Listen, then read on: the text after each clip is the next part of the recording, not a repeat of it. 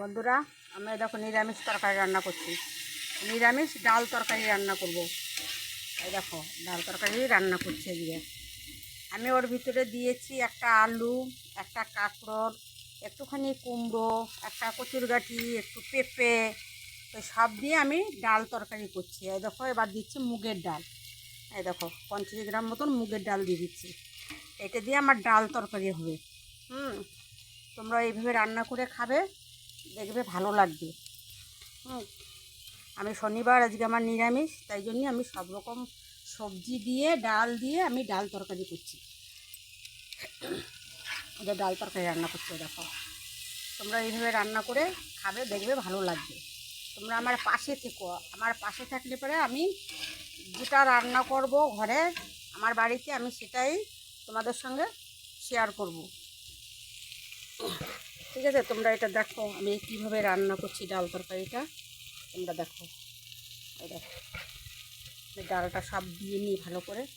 ডালটা ধুয়ে নিয়েছিলাম, এবার বাটি থেকে আস্তে আস্তে দিয়ে দিচ্ছি। ওতে আমি নুন, হলুদ সব দিয়ে দিয়েছি, কাঁচা লঙ্কা চিড়ে দিয়েছি, দিয়ে এইভাবে আমার ডাল তরকারিটা রান্না হবে। দেখো, আর গ্যাসটা এবার একটু অন করে দিই, একটু বেশি করে দিই গ্যাসটা।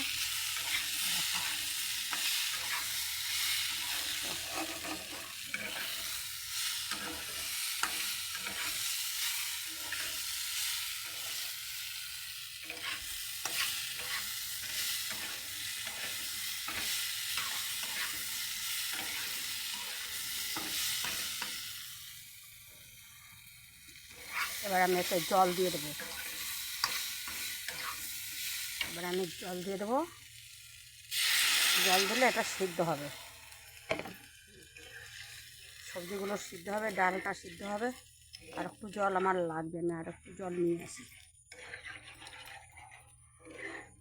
আর একটু জল লাগবে, আমি আর একটু জল দিয়ে দিচ্ছি।